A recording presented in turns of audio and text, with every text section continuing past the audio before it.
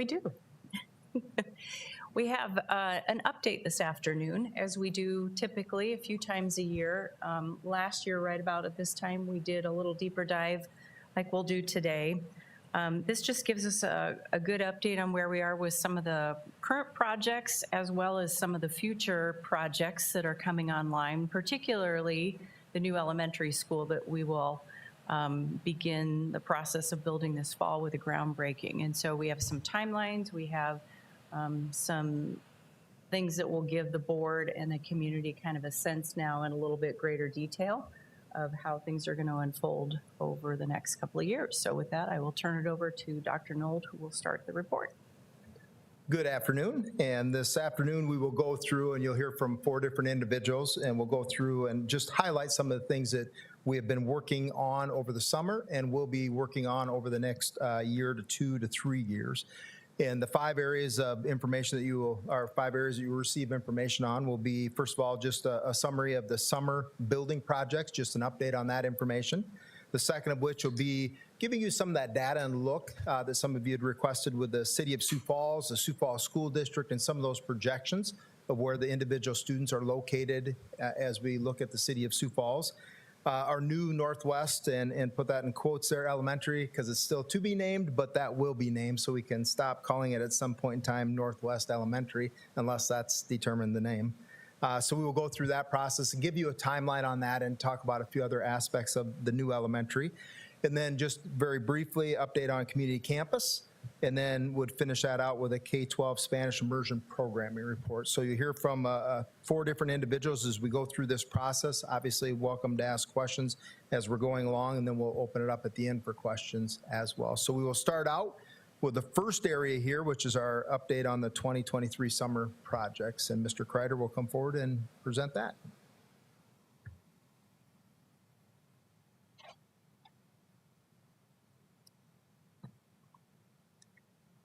Afternoon. We've been busy this summer, as you'll see. That's why my hair is white. I always kind of say it gets whiter every year, or sometimes when we try to get this done before school starts. But we didn't. We made it again. We'll just start out with John F. Kennedy, the gymnasium addition and renovation project. That project was completed. We got in. We're just waiting for final landscaping, so getting the heat done, so we get the seating right and get that in place. So next one is Hayward Elementary, storage addition renovation project. We renovated 20 classrooms, converted the community center into music classrooms, and that was completed on time, and have some punch list items. Most of these will have some punch list items that will go through the next month or 2, and we just work through the school and try to get those things done. The next project is field turf lighting projects at Lincoln, Roosevelt, Washington. Lincoln was done last year. It was intended to be 1 last year and then 2 this year. Roosevelt is complete. Washington, they're just finishing up with field lighting. They set the poles last week, and they're doing the wires, and we're waiting for Excel to set the electrical service for that, and that'll be done. Field is usable, looks great. There's still some little bit of fencing, some landscaping, and those sort of things to be done yet out there. CIP Roosevelt, Washington, fitness training, restroom addition, and those are identical projects for Roosevelt and Washington, with the exception of a couple storage areas. I think Washington has a little more storage space on that project, but that project's essence done. We're waiting now there was some water damage in both auxiliary gyms relating to that project. The insurance is covering it, so it's not out of our pocket, but we're waiting for the wood to get here, and it should be, we're gonna start with Roosevelt, then Washington, and wood's supposed to be here this week or next week, and then we'll get started on that. And it'll be a couple weeks to school to get that in place. Then that project will be done. We had playground projects at several buildings. We had the Learning Lab, Cleveland, Robert Frost, and Oscar Howe. Those projects are all complete. Then we'll go into, in different order. So Then we'll get into some of the just general projects, carpet and floor replacement at various buildings. We had 20 buildings that received new floor covering. Painting and plastering, we had 28 buildings. Asphalt repairs at 11 buildings. Concrete repairs at 26 buildings. And masonry repairs at 19 buildings. I can give you a little more information if you want it, but I think the stuff that's coming will be more important than some of that. And then we had roof replacements. We had about $1.2 million of roof repair replacements, and that's at 18 buildings. The Jefferson, Southeast Tech Road and Sidewalk connections, that was complete in time. We had lighting and basically a roadway that's a private road, but it'll link Jefferson to Southeast Tech in a pretty nice way. The Learning Lab, we converted 3 areas into 3 early childhood classrooms, and that was complete, ready to go, so they're utilizing that space. That included some a laundry, a changing room, and some storage areas as well. So we enhanced a little bit more than just those classrooms. Laura Wilder drop-off area and playground reconstruction project. They have finalized the landscaping and the signage. So that is complete. That was about a day late. The asphalt, couldn't get the asphalt company there to lay it down, but we got it. I think Friday they were able to use some of it, and by Monday they had all the pieces in place. So, so that's basically done. We're doing a final inspection this Friday on that project. Pettigrew parking lot reconstruction project, that was completed, and that was scheduled as our asphalt replacement as well. And the ongoing projects, door and hardware replacement projects, there's 9 buildings that we're replacing some exterior doors or interior doors. That is almost done, with the exception of the hollow metal. We're still waiting for hollow metal frames and doors to get here, and they'll be installed. I think there's 3 buildings out of the 9 that still have some work to be done. And so we'll coordinate that when the products get here. Central Services Boiler Air Handling Replacement Project. This deals with the food service steam boilers, and then also the building hot water system, the heating side. We split those. They used to be together in one big, very big steam system. So for efficiency, we broke those apart. We can have a lot smaller steam system and hot water boilers, and they're just the food part. One of the boilers, steam boilers, are in place, working, operating. They had a damaged boilers we had to send back to the factory and get recertified and repaired. That's now in place, but they're working on the stacking of that, and then the hot water boilers are being put in as we speak now. So that should be ready to go for the heating season. We're pushing them to get that done by October 1st. So the steam piece might take a little while. We'll have to find a break that we can convert both of them in the system. So, and the one, it's set up where one boiler can take care of what we're dealing with. It's just a matter of redundancy there. So feel good about where we're at with that project. Central Service, the Vehicle Storage Addition and Renovation Project. Phase 1 and Phase 2 is almost complete. We're scheduled to move the people that we had temporary quarters next week on Monday and Tuesday. So Doug will feel good about being able to come back to his home. So he gets my old office. So we did some dominoes there, and we've been in our new area where the early childhood was for several months now, and we're just finishing up that renovation for the IT group. And still some vestibules and those sort of things to be done. Vehicle storage will come online, then we'll start the Phase 3, which is purchasing. They'll take some of the old vehicle storage for their how we're dealing with the docking and how they move product in and out. So they'll be much more efficient when we're done. So I would expect we'll be complete before the end of the year on that project. Then we have the health simulation lab at Southeast. We had our meeting this morning. That's on track and scheduled to be done, by sometime in December, so they can get furniture moved in for a spring 24 semester opening. So that's going well. Northwest, and the final one is Northwest Elementary School, a new 4-section school out by George McGovern. That project was scheduled to begin mid-September, but they've already started. So swung by there this morning, and they're moving dirt, and we'll be ready for our groundbreaking. So things have started to move, and it's a little even quicker than we thought. So a lot of dirt work. The whole building will be on geopiers out there because of the soil conditions, just like McGovern was. So that's all part of the project. So I think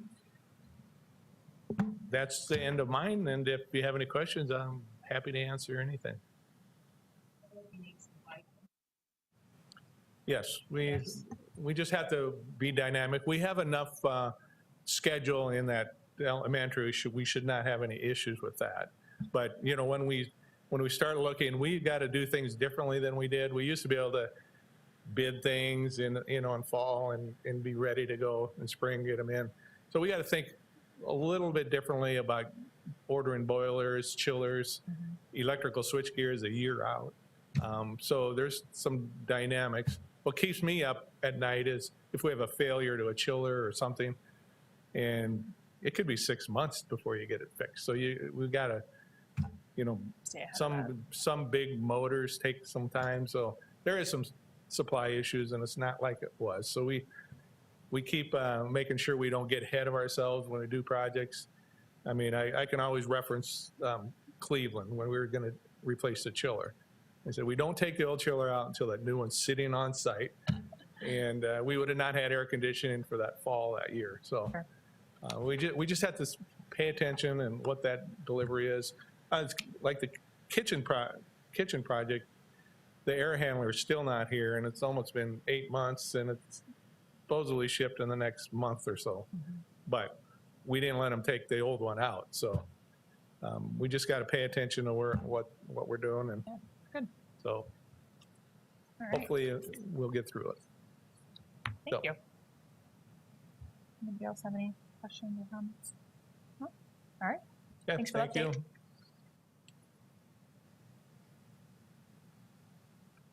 update. Good afternoon.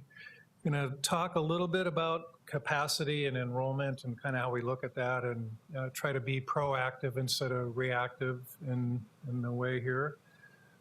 So we work with the city pretty closely, and we try to look at where, you know, future and growth might occur within the district. So this is a map of the district. The line that goes on the outside, that's our district for the most part. It gets a little busy on the east side over there. But what you'll notice here is that most of the future growth is going to happen outside of our school district, except for a few areas that I'll cover in more detail. But you'll see along over there in the Brandon district, Harrisburg district, and then of course, on that west side is a hodgepodge of Lenox, Tri-Valley, or, you know, West Central. And so we kind of look at what's directly impacting us, and that's sort of how we look at the future development. So I'll cover some of those areas in more detail here in a minute. And then this is a growth chart of population, and it basically confirms the same thing. So the white would mean, the whiter areas would mean no growth. That's the core of the city kind of. And then you see, again, just confirming this kind of converts those, the first view would be more property development. This would be translating those into people. Again, you see the same type of thing there, is that most of the growth happening outside of our district, except for a few pockets, which I'll cover. So when you look at those and you sort of draw a conclusion, what you see is that the future growth is outside of our district current boundaries, with the exception of the northwest side, which the area that we're building a new Northwest Elementary planned for the fall of '25. And then the west side, where we acquired that land from Lenox, and that will all be built out at some point in the future. So with the west side schools, you know, elementary schools already at capacity, would probably tell you that there might be need for another school on that side of town. In the east side, we adjusted those boundaries this school year. So if you recall, that involved Rosa Parks, Annie Sullivan, and Harvey Dunn. So we made all of those adjustments to free up some capacity there for future growth. And then, of course, we'll continue to watch Ben Rifle and what happens there. And then the last point there is we continue to see enrollment in the core schools to decline. So that's where we have our most capacity. It's just not where the people are. So that's one trend that we've certainly noticed.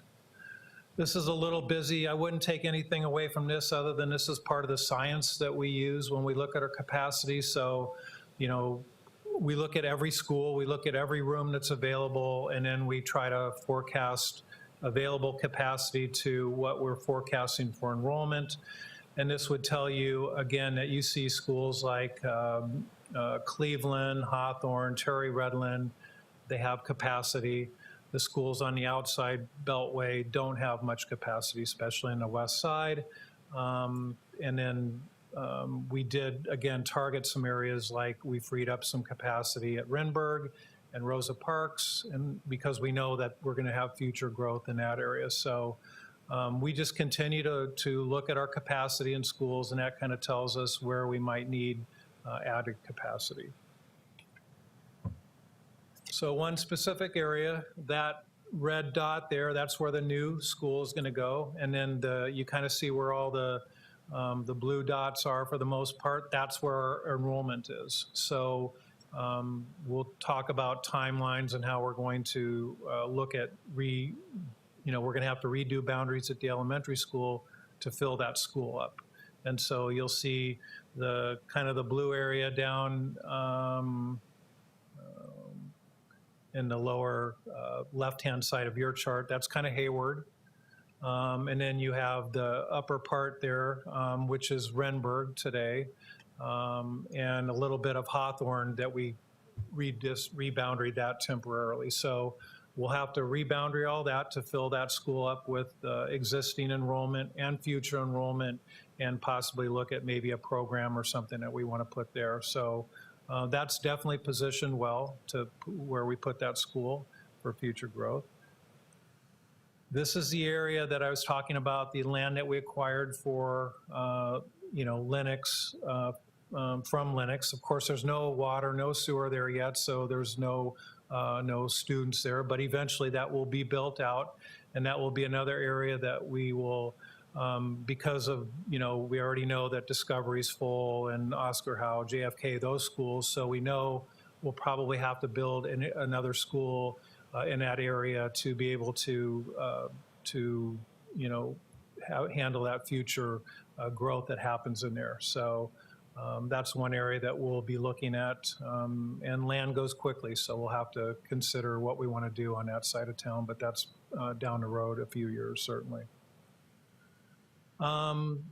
High school, just to, we always look to make sure at what our high school capacity is looking like. So when I pulled these numbers last week or whatever, you can see that on the west side with Jefferson and Roosevelt, we're positioned pretty well for future growth. Our goal was to get all of those schools down in the 1,800 range, and we successfully did that with the boundaries that you guys were all a part of last time. And so Roosevelt now being the smallest, at one time was the largest, but they would be able to take that Lennox area, and then Jefferson future growth up in the northwest side. So we feel pretty good about where we're at from a high school capacity standpoint. Middle school, Memorial continues to be the biggest middle school. Ben Rifle is still in that 900 range, so it really we haven't seen that take off. One thing is there's a lot of apartments that are going on over there, but it's hard to know how many kids are coming out of those, and we haven't really seen a lot of middle schoolers coming out of there. But Ben Rifle is built in the same footprint as Memorial, so it could take another 100, 200 kids over there. And then, of course, Whittier is well positioned for any future growth on that east side as well. If we had to redo some boundaries around there, maybe, move Cleveland to feed back into Whittier or something like that. So again, we feel pretty good about where we're at from a middle school perspective to absorb future growth. And so that would conclude kind of the capacity enrollment. Monday night, I'll be bringing you the initial enrollment report after day 4. That looks very promising. One thing, I'll go back to the one slide here, is when we talk about growth on that that northwest side, even the growth that isn't in our district, we don't know how much open enrollment we'll possibly experience out of there. So far the open enrollment looks good this year, year over year. So we tend to see a lot of those smaller schools opening and rolling into that. So that's kind of an X factor that we don't know specifically how parents will choose where to send their children. So, but again, we feel pretty good, well positioned for future growth in those key areas. Questions? Like I said, I'll be back Monday night to give you a preliminary enrollment report. I'm getting my elementary schools mixed up. Are we trying to repurpose like the Sonia and the other school that has the same line layout? Are we using kind of the similar but tweaking that plan? Oh, And B, yeah, for the new Northwest. the new blueprint is built after. Yeah, the new Northwest is a planned reuse of Sotomayor. What we did was take a group of people from Susan B. Anthony and Sotomayor and got together to find out what was the best and what could be tweaked and how do we make it better. And so we implemented their suggestions, and then we put it out. I mean, it has a new look to it by itself. Mm-hmm. I mean, the building won't look like it, but the floor plan will be very similar. Some of the classroom layouts will be different. So. Sure. Okay, thank you.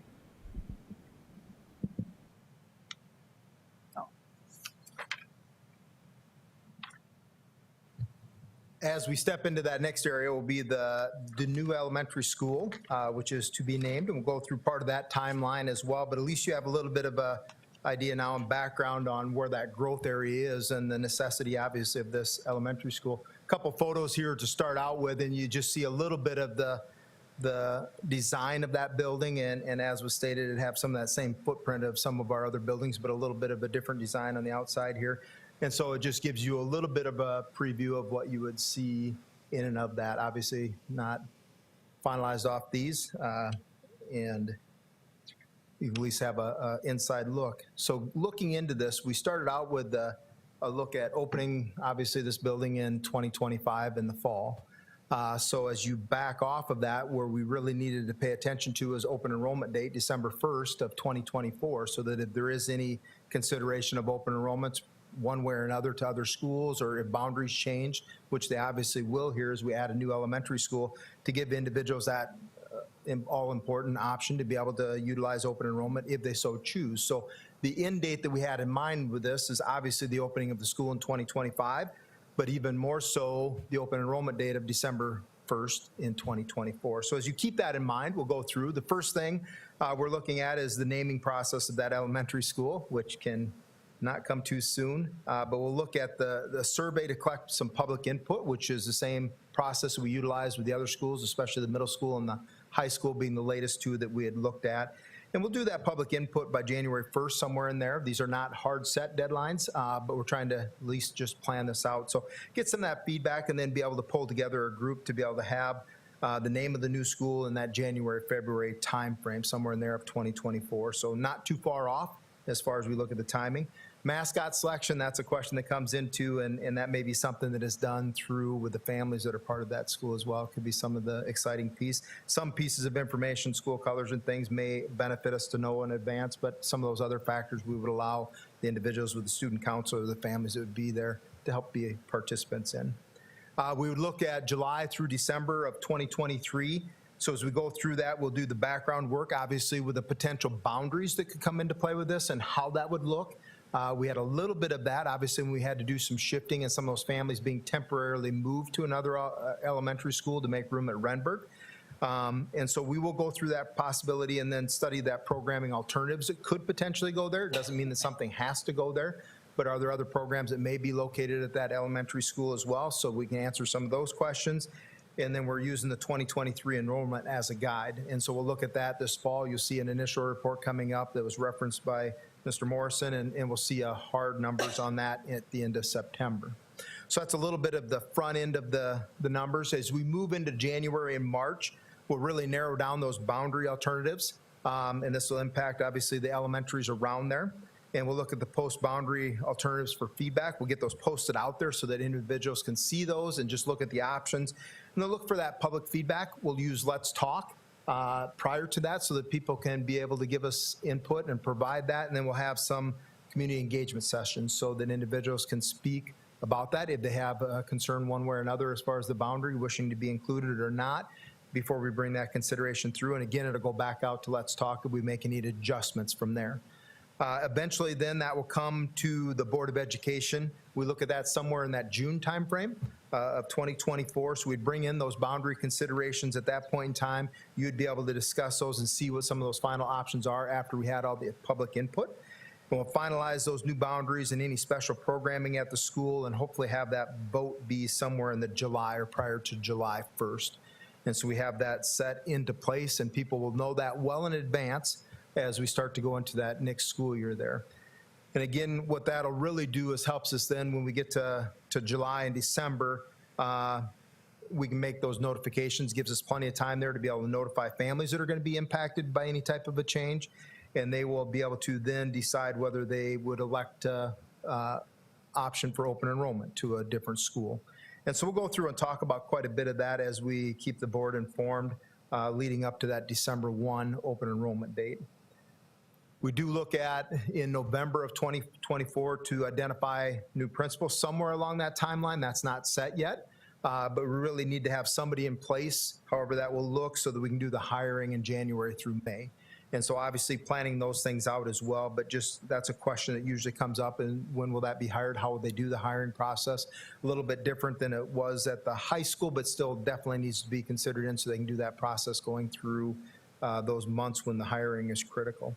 And then in August of 2025, obviously the school will open, and we will have those boundaries set and be able to go live at that point in time. So that's just a little bit of an overview of the look of what we're looking for as the timelines and when that would come back to the board for your approval, and the public input and information that we would complete in the meantime. So questions that you may have as far as the new school that would be located in that northwest area. Okay, we will move into the next area. Thank you.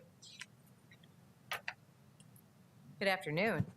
I'm going to talk about two areas here today. I'll talk about community campus, and then we'll talk about Spanish immersion as those students from two-way immersion move to middle school. So first, community campus, our young adult transition program that was always housed at the Western Mall, and we outgrew that space. So right now we have students at the Western Mall and at Axtell Park building, and this will be our second year for that. I'm really looking at how we can support those students in one site. And so worked with the staff at community campus on the needs and projected enrollment as they look forward. The high peak right now, we have 61 students between the two programs, and the high number would be about 85 students. So as we look for space that can accommodate around 85 students, Jeff Kreider has done some great work at locating which we think is a potential site. And I'll have Jeff talk about that just a little bit. Yeah, we've been trying to evaluate sites for quite some time with this, but the first part of that was we sat down with the staff and developed a program for what we need and what the future brings. So we've identified that. We tweaked that here about a month ago to see if some of the sites that are available that can work. So we've got the square footages, the rooms identified, what needs to happen, restroom, changing room, what we want to do as a program to that, and zero in on identifying a project. There's a potential site at the Western Mall that's opened up that would fit us about perfectly, and we've toured that, and so we'll see if that can come together or not. So we're still a ways away, but we've got about a year and a half on our lease, current lease in that site, and so we want to get moving here fairly soon as far as identifying to see if what's potential we have there.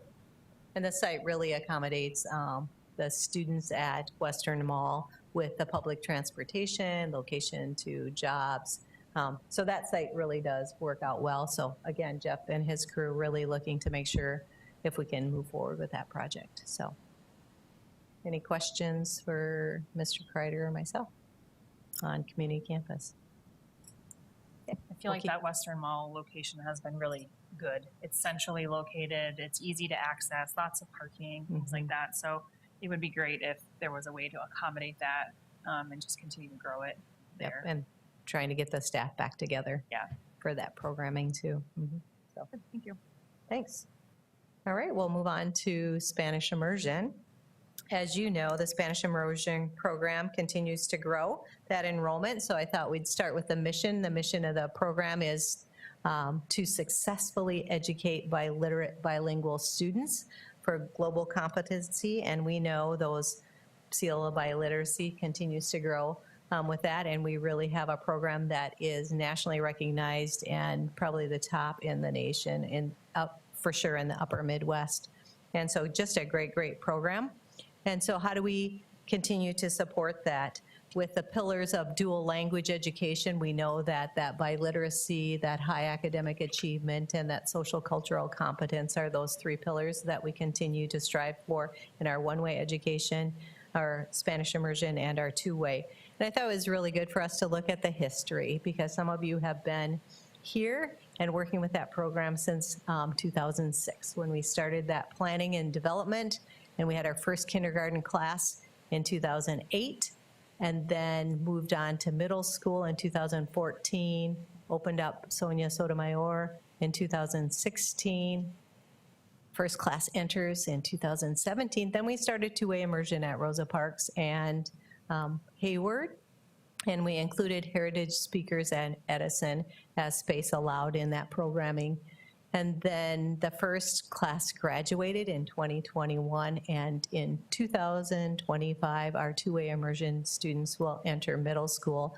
And that coincides really nicely with anything that we might have to do with boundary changes with a new Northwest Elementary or community engagement sessions, different things like that. So as we start thinking ahead to 2025, when the students that are currently in fourth grade will enter middle school, I thought it was really, this is a little bit harder to see, but we included the map of the middle school boundaries that show the students that are in fourth grade right now. When they get to middle school, this is right now, this is their HAC, their home attendance center, where they live, where our current two-way immersion, our one-way immersion, and our heritage speakers live in the city of Sioux Falls or in the Sioux Falls School District boundaries. So you can see that. You know, if you look, I don't know if you can see the cursor, but you see here's the Ben Rifle boundary, the Whittier boundary, move down here to Patrick Henry, Edison, George McGovern, and then we have Memorial Middle School. So those dots represent one student or multiple students in our district enrollment that will go to middle school. So I just thought that was a good visual as we start to think about that and have conversations. And then you can see the numbers. So Spanish immersion, sixth grade class of 2025, we've broken that out for one-way immersion students, two-way immersion students, and heritage speakers by middle school. So our total enrollment, we have 94 one-way students, one-way immersion. So those are the students that were at Sonia Sotomayor that will go to middle school in 2025. We have 84 two-way immersion students, so between Rosa Parks and Hayward. And then we have 140 heritage speakers sprinkled across all our elementaries, but would go into middle school. So a total of 318 possible students to attend Spanish immersion in 2025. And if you think about a typical team at middle school, you know, a nice sized team will cap at about 115 students. So 318 is a large, I mean, that's more than two teams, but we have between the one-way and the two-way immersion students, we have 178 students in that program right now in fourth grade that would move on to middle school. And then if we have space available, we can sprinkle in heritage speakers, provide that opportunity, open that up for them. So the process here, this is just information for you. The process that we're going to use last year, Dr. Zeke and myself went out and we did listening sessions with our two-way immersion families at Hayward and Rosa Parks. And we listened to talk about that middle school transition and what would you wish? I mean, do you plan to continue to have your student enrolled in that? And yes, and location is, of course, I mean, we all want the most convenient location for us, and we want our students to continue with their students. Those are the things that we heard from those two groups. But as we move forward, here's our timeline. Knowing that we did those two listening sessions with those groups of families already, we intend this fall, we have 2 meetings set up with our Spanish immersion leadership team. So that's our principals, our coaches, a few teachers, to talk about how do we envision this transition to happen and come up with a couple different scenarios. Then we're going to take that back to Rosa Parks, Sonia, and Hayward to talk to the families and present that information. Of course, you'll have that information ahead of time. And then we'll have teacher listening sessions also, and those will happen all this spring. And then prior to align with the Northwest Elementary information, and a vote would be between April and July 1st. So that way we can be ready as we enter the year of 2024 when those students are 5th graders before they transition to middle school. So that's our plan and the process that we'll use to help support that transition of two-way immersion students into middle school. Any questions? I don't want to get ahead of myself because we're talking about middle school, but in 2025, that would be middle school. We would still be, those kids would eventually have to go to high school. Mm-hmm. So then are we looking at those things Yep. at the same Yes. time? Yes. Okay. Yes, we will. And, staffing is always a consideration, and looking at that high school, because right now we have one high school, but do we support it? I mean, I'm just throwing things out there. Do we support it with 2 high schools, Right. or do we support it at all 4 high schools? And those are some things that we'll have to answer and plan for, because that middle school, those 3 years in middle school go really quickly. Mm-hmm.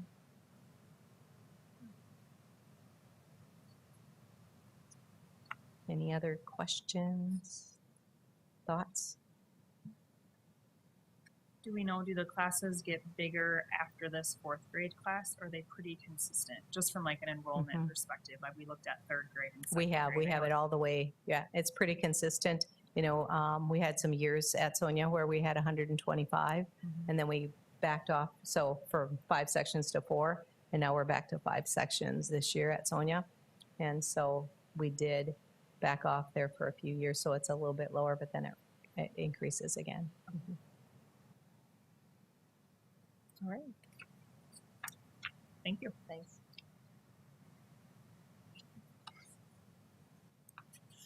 So those are the 5 areas that we are going through, just to provide the board a little bit of a glimpse of some of the upcoming things and some of the things that we have worked on this past summer and will be working on for the next 2 to 3 to 10 years as we look forward into the growth of the Sioux Falls School District. So if there's any questions you would have, any of the individuals obviously that presented or others could answer those for you at this time.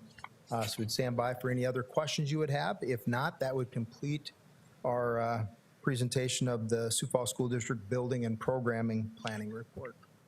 So we'll stand by to see if you have any other questions.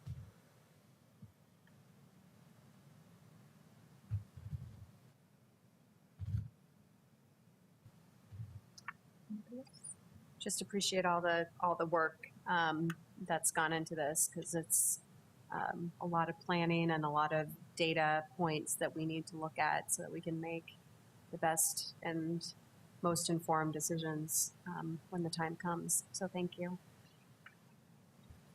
I feel like I say this every time we get a project update, but the thing I love about this is that it's not that we focused on any small handful of schools, but that we really are investing in all of our schools, elementary, middle, and high school, and really trying to do the best we can to keep our facilities in great shape. And if we can maintain that versus trying to kind of fix things later, we can be more fiscally responsible and make sure that our students have and teachers have a great environment to teach and learn in. So I appreciate the detail of, even if it's replacing doors or, it's little things like that, that you think about how many doors we have in our district and how many windows we have in our district, like the fact that we can get down to that detail and say, we need to fix this in this building, I think is a testament to the detail that our administration in our buildings has, our custodial staff, everybody who's really kind of got an eye out for how can we make our facilities the best that they can be. So I appreciate that, and am glad that we are really investing in all of our buildings and making sure that they're maintained well for our staff and students. So thank you for that. And you obviously see that with the bond that was passed, that impacted almost every single building in our district. And Mr. Kreider and his team go out and meet with administration at every building every single year to go through their buildings and say what things need to be done, what are some things we're missing, what could be updated, what could better benefit our buildings. And so some of those projects that you see in there have been on a wait list or have been on some of those lists for a few years, and they eventually come to their point in time and are able to be done. And so that's a great appreciation that we do as a district keep any and all of our buildings very well managed.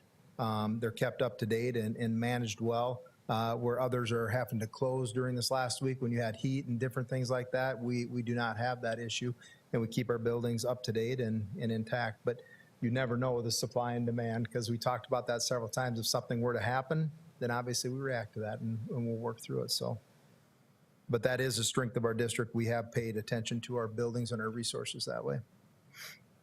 We will continue to meet and you can see the names of the individuals there, obviously along with Dr. Stabum, but we continue to meet on a continual basis. We'll bring you an additional update on some of these things somewhere a little bit later in the year of this 23-24 school year, so sometime in the spring there. We'll bring an additional update just to keep you abreast of all the things that we are working on and how the timelines are working, and if we need to adjust any of those things. So Thank you very much. thank you. Anything else to be discussed at our meeting today? No? All right, can I get a motion and a second for adjournment of the work session? So moved. Do we open it to public input? Is there anybody that has any questions or comments? Thanks, Kate. All right, I have a motion. Can I get a second for adjournment? Second. All right, I have a motion and a second. All those in favor signify by saying aye. Aye. Opposed, same sign. That passes. We are adjourned. Thank you. I know, I was just